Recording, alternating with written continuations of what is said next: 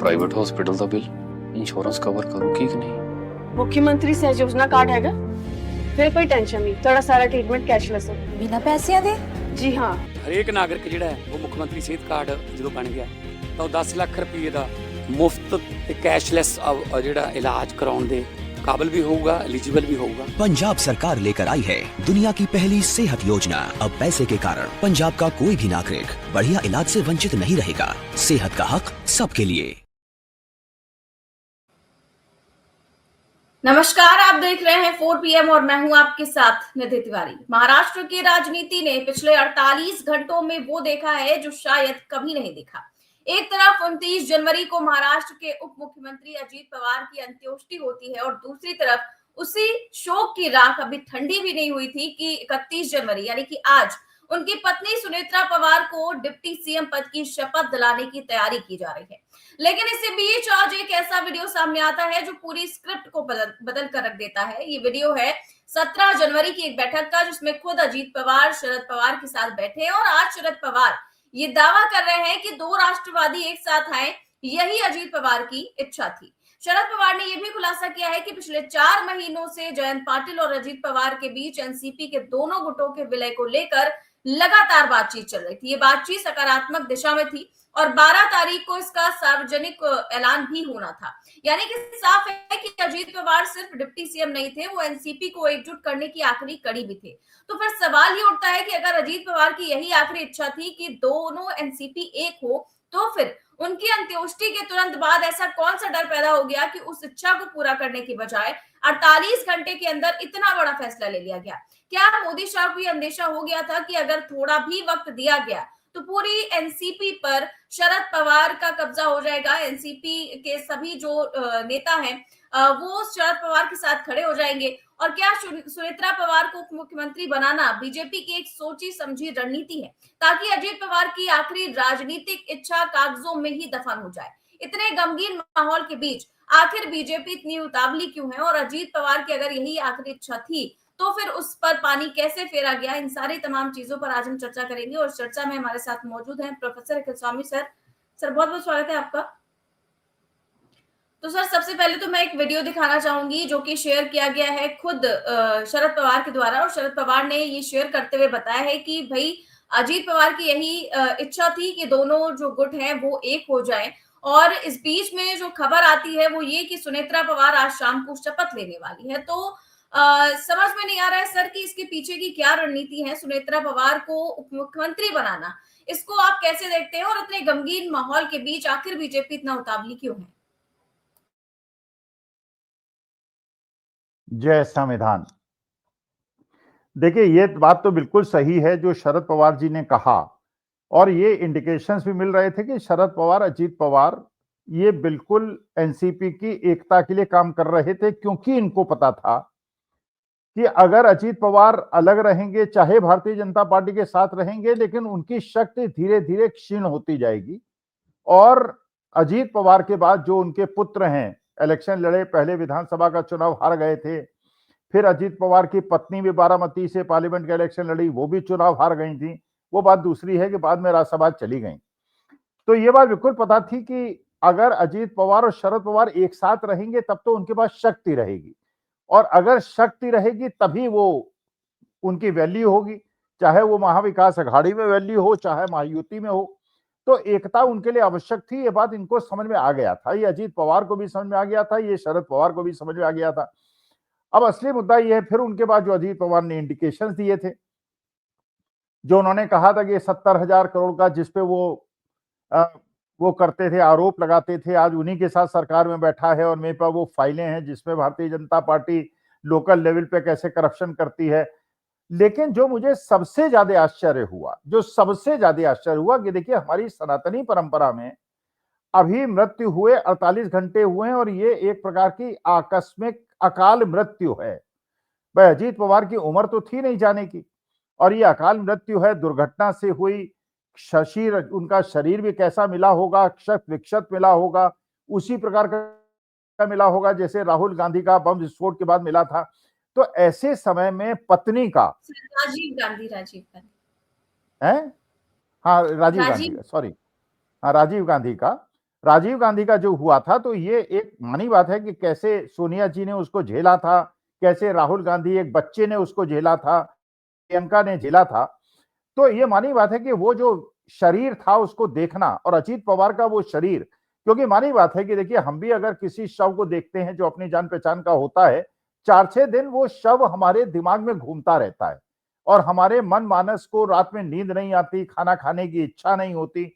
लेकिन ये बात तो मुझे भी आश्चर्य है कि बहुत ज्यादा आश्चर्य है कि वो अजीत पवार जिन्होंने अपनी पत्नी को इलेक्शन लड़ाया था और बाद में उन्होंने कहा भी था कि एक बहुत बड़ी गलती मेरे से हो गई कि मैंने सुप्रिया सुले के सामने उनको चुनाव लड़वा दिया, 1 लाख वोट से हार गए। इसलिए उन्हें पता था कि अगर 1+1 अगर ये लोग मिलेंगे अजीत पवार और शरद पवार, तो इनकी वैल्यू 11 हो जाएगी, और अगर नहीं मिलेंगे तो दोनों समय के काल के बाद खत्म हो जाएंगे। ना सुप्रिया सुले का कोई भविष्य होगा, ना अजीत पवार का कोई भविष्य होगा। लेकिन मुझे ये बिल्कुल सुनेत्रा पवार की जो जिस प्रकार से उन्होंने राज्यसभा छोड़ के, ये हो रहा है कि उनके बेटे पार्थ पवार जो है वो पार्लियामेंट राज्यसभा में चले जाएंगे और वो डिप्टी चीफ मिनिस्टर बन जाएंगी, मुझे आश्चर्य है। क्योंकि इसका मतलब यह है कि अजीत पवार की जो विरासत है, जो शरद पवार के परिवार की विरासत है, उसको खोने के लिए वो तैयार हैं। ये बात बिल्कुल सही है जो अजीत पवार के बारे में लोग कहते हैं, यहां तक कि उद्धव ठाकरे शिवसेना के लोग भी रोते बिलखते हैं कि अजीत पवार किस प्रकार के आदमी थे कि सुबह 5 बजे से रात को 11 बजे तक काम करते थे। तो सुनेत्रा पवार उस प्रकार की नेता तो है नहीं। अगर उस प्रकार की नेता होती तो बारामती से 1 लाख वोट से हारती, जो कि गढ़ था शरद पवार और अजीत पवार का। तो मुझे ऐसा लगता है कि सुनेत्रा पवार ने जो किया है वो मामला कुछ समझ में नहीं आ रहा, क्योंकि हमारी परंपरा में तेरही हो जाती है, तेरही के बाद शांति हो जाती है, सब कुछ हो जाता है, तब यह माना जाता है कि उसके बाद घर में कोई इस प्रकार का काम हो सकता है। लेकिन उत्सव हो, वो शपथ ग्रहण लगे, लोग उनको फूल देने आए, तो मेरे ख्याल से देखिए, अब मुझे कोई कहे कि दकियानूसी हैं, पुराने विचार के व्यक्ति हैं, लेकिन मुझे ये बात समझ में नहीं आती, क्योंकि मैं इसको बिल्कुल कल्पना नहीं कर सकता कि घर में इस प्रकार की दुखदायी घटना घटी हो और उसके बाद उत्सव का माहौल 48 घंटे के अंदर बन जाए। तो मेरे ख्याल से ये बिल्कुल अकल्पनीय है।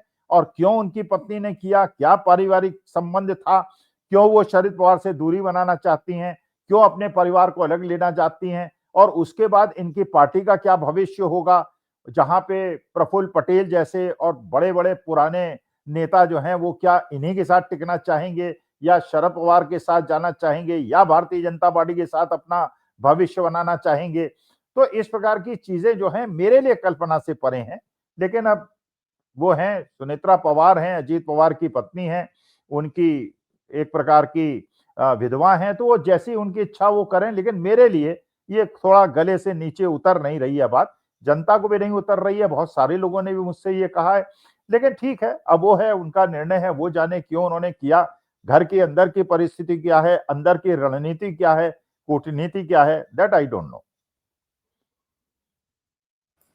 एक चीज और सर बहुत ही ज्यादा संदेह पैदा करने वाली है कि इनके निधन के बाद अब शपथ तो लेने वाली है शाम को, लेकिन इस बीच शरद पवार ने सुनेत्रा पवार की शपथ को लेकर बड़ा बयान दिया है। उन्होंने कहा कि इस घटनाक्रम से पूरी तरह दूरी बनाई और कहा कि शपथ ग्रहण के बारे में मुझे कोई जानकारी नहीं है, और अजीत पवार के अस्थि विसर्जन तक सुनेत्रा पवार हमारे साथ थी, लेकिन डिप्टी सीएम पद को लेकर कोई बात नहीं की। तो आखिरकार शरद पवार से इस बात को क्यों छुपाया गया? और इस बीच आज जो पार्थ पवार है वो शरद पवार से मुलाकात करने भी पहुंचे हैं, तो इस बात को क्यों छुपाया गया शरद पवार से, ये भी बड़े सवाल उठाता है।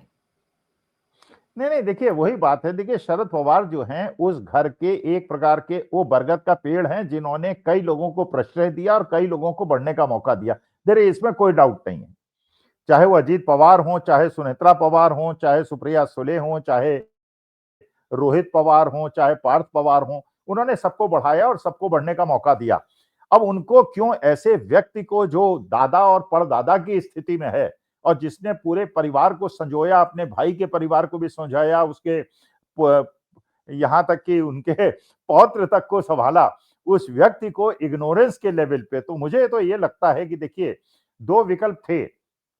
एक तो भारतीय जनता पार्टी महायुति के साथ रहें, सत्ता का सुख भोगें, और दूसरी तरफ संघर्ष था। संघर्ष अगर शरद पवार के साथ रहती, महाविकास अघाड़ी के साथ रहती, तो ये तो मानी बात है कि भविष्य जो है बहुत ज्यादा एक प्रश्न चिन्ह होता।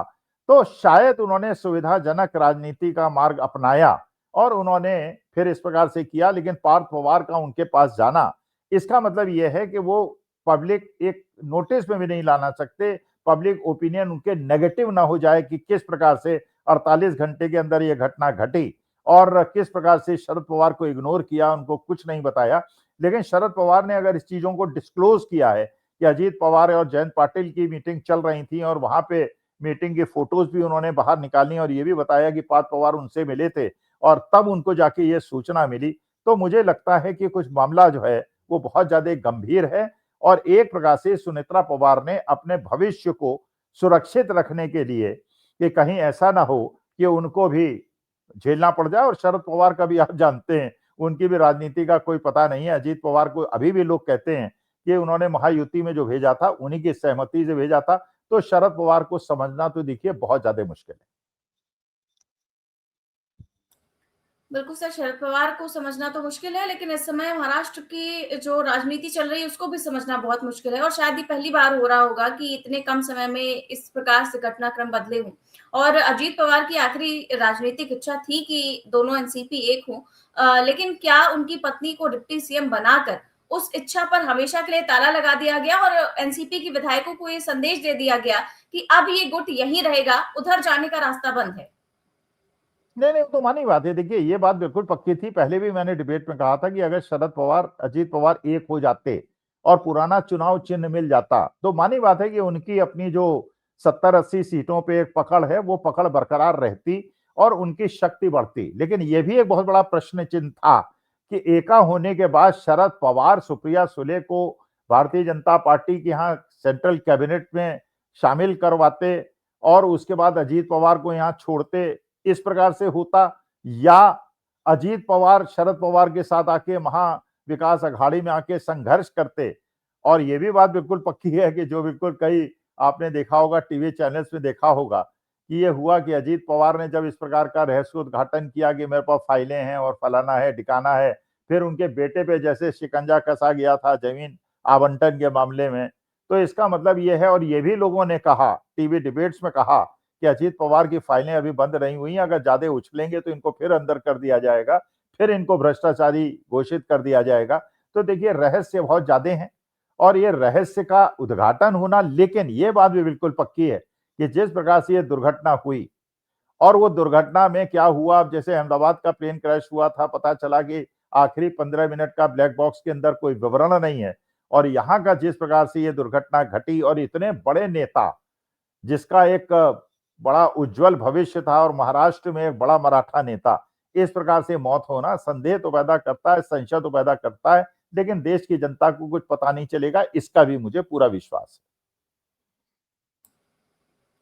बिल्कुल सर, इस बीच छगन भुजबल का बयान आया है। उन्होंने इस शपथ को लेकर क्या कुछ कहा है, उनका बयान सुनाते हैं, जो कि महत्वपूर्ण हो जाता है इन घटनाओं के बीच जो कि लगातार चल रही है महाराष्ट्र में, और आशंकाओं का दौर भी जारी है कि आखिरकार इतनी जल्दी फैसला क्यों लिया गया, सुनेत्रा पवार कैसे मानी, क्या उनके बेटे ने मनाया, और क्या बेटे ने शरद पवार से मुलाकात करने के बाद क्या बातचीत हुई। इस सभी आशंकाओं के बीच छगन भुजबल का बयान।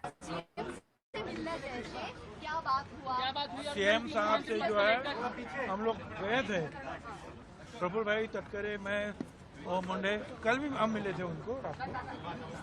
तो टेंटेटिवली जो है कल हो सकता है क्या सब शपथ विधि से लेकर सारी चीजें, तो मुख्यमंत्री ने कहा कोई मुझे प्रॉब्लम नहीं है। अब ये जो है जैसे कि कोई शख्स अगर चल बसता है तो कई बार 3 दिन का जो है दुख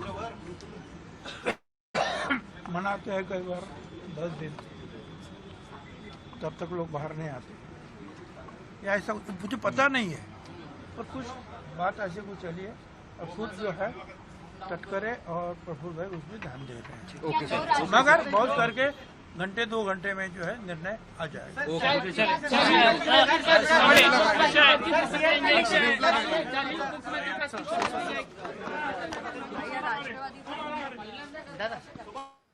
तो सर अभी उन्होंने कहा कि जैसा कि हम चर्चा कर रहे थे कि हमारे में ऐसा होता है कि कुछ दिनों तक बाहर नहीं आते हैं, अच्छे कार्य नहीं करते हैं, लेकिन इस प्रकार की जब चर्चा चल रही है और इस बीच मैं देख रही हूँ, खबर आ रही है कि जो सुनेत्रा पवार है, वो पहुंची हुई है विधायक दल की बैठक में, और यहाँ पर विधायक दल की बैठक में फिर ये सारा निर्णय होगा कि शपथ को लेकर के।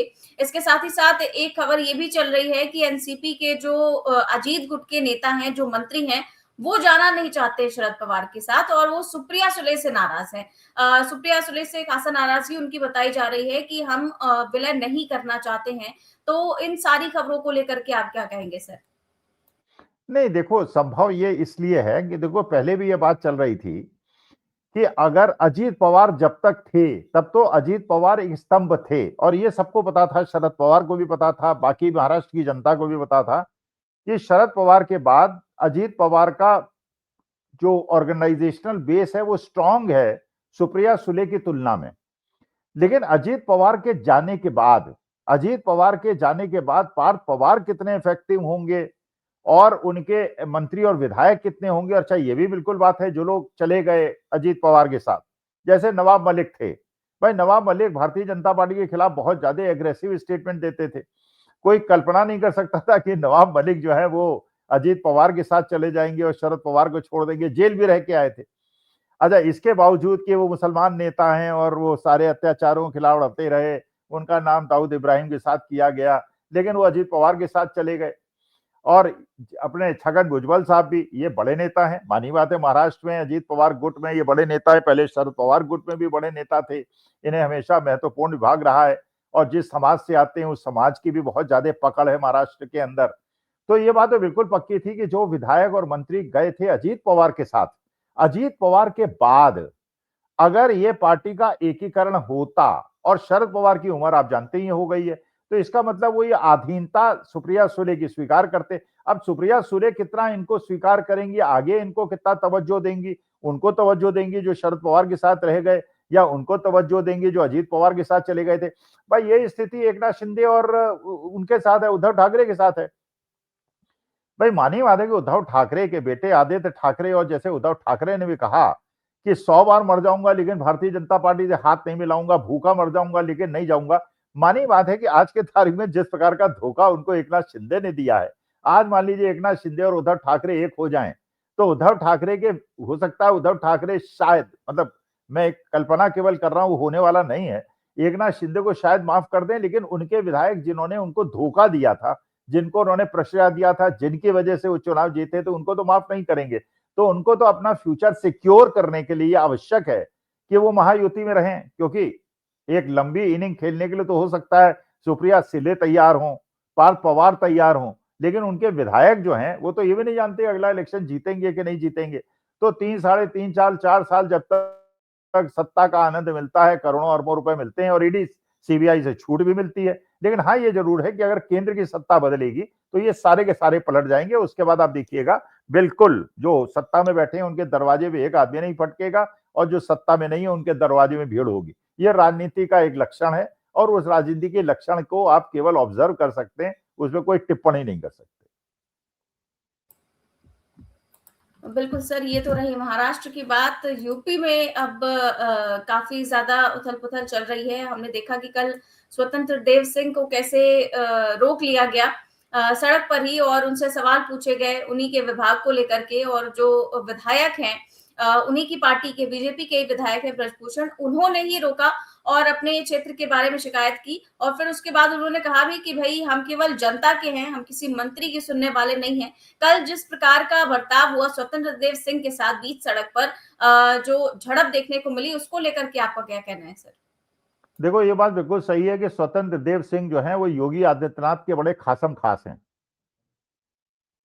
बिटवीन द लाइन्स पढ़ने की चेष्टा करो।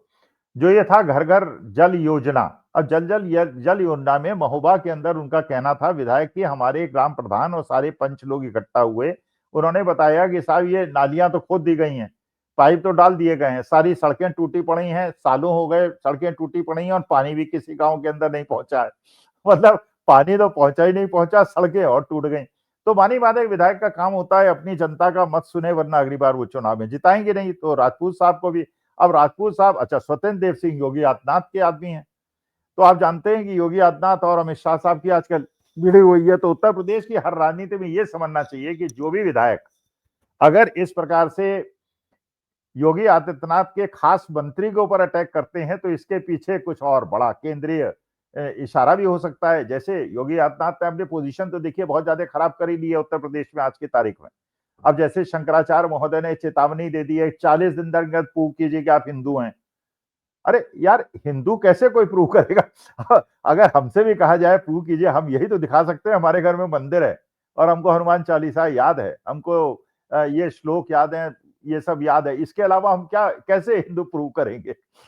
तुम कैसे अपने को हिंदू प्रूव करोगे? कोई अपने को हिंदू मुसलमान प्रूव नहीं कर सकता। ये तो भाई ठीक है, अब इसमें ये अब वो मुसलमान जो 5 साल से प्रैक्टिसिंग है उसी को वक्फ के अंदर दान देने का अधिकार होगा। मतलब ये तो इस प्रकार की चीजें हैं जो चीजों को उलझाने के लिए हो रही हैं। तो ये तो देखिए बिल्कुल पक्की बात है कि योगी आदित्यनाथ ने अपनी पूरी तरह से फंसा दिया। और 40 दिन के बाद अगर लखनऊ पहुंच गए ये अपने शंकराचार्य महोदय और चारों शंकराचार्य पहुंच गए तो कल्पना कीजिए क्या स्थिति होगी। अच्छा, अगर वो आएंगे तो मैं भी आऊंगा, सुबह की फ्लाइट से आऊंगा, दिन में धरने में पार्टिसिपेट करूंगा, शाम को वापस चलाऊंगा, क्योंकि सनातन धर्म को बचाने के लिए अखिल स्वामी तो जो कुछ करना होगा करेगा। मैं तो हमेशा से कहता आया हूं, मैं एक सनातनी हूं, शुद्ध सनातनी और फर्जी सनातनियों से मुझे घृणा भी है।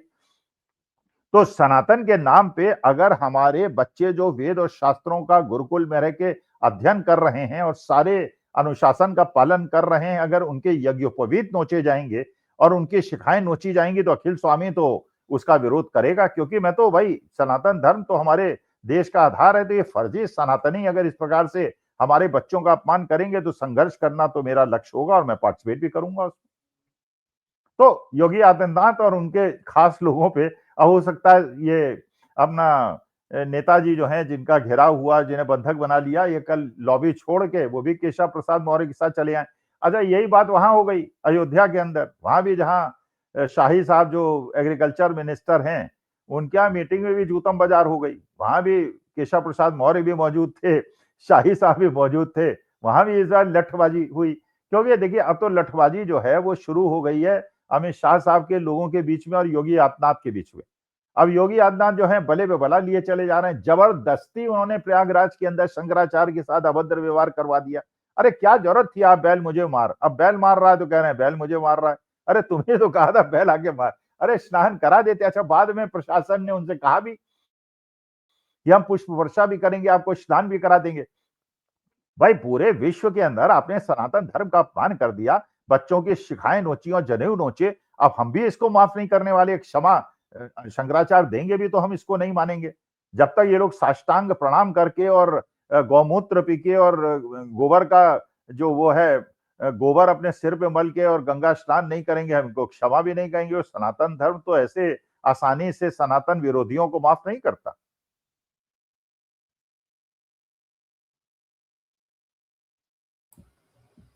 बिल्कुल सर, उत्तर प्रदेश से ही एक और खबर आई है कि इलाहाबाद हाईकोर्ट जो है उन्होंने बड़ी टिप्पणी की है और जो पुलिस के ऊपर टिप्पणी की है कि यूपी को पुलिस स्टेट नहीं बनने देंगे। इलाहाबाद हाईकोर्ट की बड़ी टिप्पणी, कहा जजों पर दबाव डाल रहे हैं अधिकारी। तो ये इलाहाबाद हाईकोर्ट की टिप्पणी है कि यूपी में पुलिस अधिकारी जजों और खासकर सीजेएम पर खास आदेश देने के लिए लगातार दबाव डाल रहे हैं और कोर्ट ने यूपी को पुलिस स्टेट नहीं बनने देंगे हम, ये कहा है। तो इसको लेकर के आपकी क्या टिप्पणी है सर? क्योंकि एक और टिप्पणी की है इलाहाबाद हाई कोर्ट ने और कहा है कि जो उत्तर प्रदेश में लगातार पुलिस मुठभेड़ बढ़ रही है, खासकर आरोपियों के पैरों में गोली मारना, उन्हें एनकाउंटर बताने की जो प्रवृत्ति है वो बढ़ती जा रही है। और ये उन्होंने साफ शब्दों में कहा है कि पुलिस कानून से ऊपर नहीं है और अपराधी को सजा देना न्यायपालिका का काम है, ना कि पुलिस का।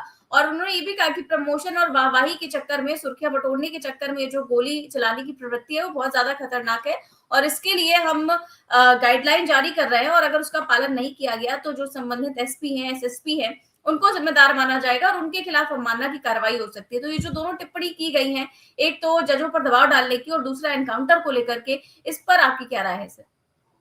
देखिए, चलिए, माननीय हाईकोर्ट ने टिप्पणी की है तो मैं उसका पूरा आदर रखते हुए, लेकिन देखिए ये टिप्पणी ही न रह जाए। क्योंकि जैसे देखिए उत्तराखंड के अंदर हो रहा है, देहरादून के अंदर पहले नॉर्थ ईस्ट के एक बच्चे को मार दिया गया। अब दूसरी घटना घटी है 24 घंटे के पहले, जहां मेरा जन्म स्थल है, जहां मैं पैदा हुआ हूं, मेरा ननिहाल है विकास नगर, जो देहरादून से जब आप चक्राता जाते हैं तो करीब 35 किलोमीटर आगे मेरा गांव पड़ता है, हरबर्टपुर के पास, जहां पे वो हाइडल का प्रोजेक्ट भी है। वहां पे मेरा जन्म हुआ है, मेरी ननिहाल है। वहां पे कितनी ज्यादा दुखद घटना हुई है, मुझे शर्म आती है। भाई मेरी यादें तो विकास नगर से जुड़ी हुई हैं। पहले उसको चौड़पुर कहते थे, अब उसको विकास नगर कहते हैं। मेरा जन्म सन 52 में वहीं हुआ है। वहां पे कश्मीरी 2 बच्चे, एक 18 साल का और अवयस्क 15 साल का कश्मीरी बच्चा एक दुकान में कुछ खरीदने जाता है। दुकानदार जो है उससे कुछ बहस होती है, वो कहता है साहब हम कश्मीर से आए हैं। उसको मार मार के दोनों के सिर फोड़ देते हैं। और उसके बाद अब ये सोचिए, क्या देश के अंदर हम लोग कह रहे हैं इतना ज्यादा नरक बना दिया है इन लोगों ने। इतना प्यारा देश, इतना प्यारा धर्म, इतना अच्छा परिवार हमारा 142 करोड़ लोगों का। अब आप सोचिए, कश्मीर आपका इंटीग्रल पार्ट है, लेकिन कश्मीरियों का हमारे कोई इंटीग्रल पार्ट नहीं है। वहां वो हेमंत शर्मा एक स्टेटमेंट दे आ रहे हैं, मियाओं को 5 रुपए देने हैं तो 4 रुपए दो। माने निकृष्टता यार। एक गरीब मुसलमान हो, हिंदू हो, कोई धर्म का हो, बेचारा अपना पसीना बहा के आपको रिक्शे में ले जा रहा है। 5 रुपए अगर उसके बनते हैं तो उसको 10 रुपए दो भाई। देखिए, अगर, और मैंने इसका नियम बना रखा है, मैंने जैसे कबाड़ी वाले होते हैं, सारे लोग होते हैं, मैं क्योंकि देखिए वास्तविकता में जो आज के तारीख में अपने परिवार को चलाने के लिए ईमानदारी से संघर्ष कर रहा है, उसको तो हमें सबल देना चाहिए, उसको तो हमें समर्थन देना चाहिए। अगर आप उसको भूखा मार देंगे तो क्या करेगा? भूखा करे ना करे क्या, वो तो कुछ ना कुछ उपद्रव करेगा और देश का नुकसान करेगा। तो सबको समान, फिर कह रहे हैं, खुलेआम कह रहे हैं मियाओं को इतना परेशान करोगे छोड़ के भाग जाए। अरे यार, यही बात अगर बांग्लादेश में वो लोग करेंगे, हमारे हिंदुओं पे करेंगे, तो हमारे को क्या परेशानी नहीं होगी? अमेरिका में अभी देखिए 140 है 150 लोगों को फिर हथकड़ी डाल के, बेड़ियां डाल के डोनाल्ड ट्रंप ने भेज दिया है। अमेरिका के अंदर भी रेड्स हो रही हैं, उन्होंने भी बॉर्डर्स पे हजारों भारतीयों को कैद कर लिया है। अच्छा, अभी एक वो हो गई, ट्रेड डील पे बड़ा हंगामा करना है, बड़ा अच्छा ट्रेड डील हो गया, mother of trade deal, mother of trade deal. हुआ क्या उसके अंदर? इन्होंने महंगी कारों पे टैक्सेस कम कर दिए, 110% से घटा के सीधे 25 या 30% कितना किया एग्जैक्टली मुझे याद नहीं है। तो उसमें क्या हो रहा है, जो ये बड़ी बड़ी BMW जैसी गाड़ियां हैं, जो पहले 50 लाख की हुआ करती थी, 20 लाख की हो गई हैं। 20-22 लाख के में आपको BMW मिल जाएगी। अब BMW अगर 20-25 लाख में मिल जाएगी तो महिंद्रा एंड महिंद्रा की शेयर 5% गिर गए एक दिन के अंदर। हमारे देश के अंदर जो मैन्युफैक्चरिंग सेक्टर है उसका 50% कंट्रीब्यूशन कार मैन्युफैक्चरिंग से है, ऑटोमोबाइल मैन्युफैक्चरिंग से। ऑटोमोबाइल मैन्युफैक्चरिंग में एक छोटा कार का सेगमेंट है, एक बड़ी कार का सेगमेंट है, महंगी कार का सेगमेंट है। छोटी कार वाले वैसे ही कार नहीं खरीद पा रहे हैं। महंगी कार लोग खरीदा करते थे, महिंद्रा एंड महिंद्रा और मारुति की, टाटास की। उसमें आपने इंपोर्ट ड्यूटी कम कर दी, अब विदेशी कारें भर जाएंगी और हमारा मैन्युफैक्चरिंग सेक्टर खत्म हो जाएगा। लोग समझना ही नहीं चाह रहे। केवल गोदी मीडिया जो है, मदर डील और फलाना डील और ट्रेड डील, और ये ईस्ट इंडिया कंपनी का आगमन है मेरे देश के अंदर। बिल्कुल सर, बहुत बहुत शुक्रिया सर आपका आज की चर्चा के लिए। तो आप देख रहे थे आज की चर्चा, कैसी लगी आपको हमें कमेंट बॉक्स पे अपनी राय जरूर दें। चैनल को सब्सक्राइब भी करें और ज्वाइन भी करें। नमस्कार।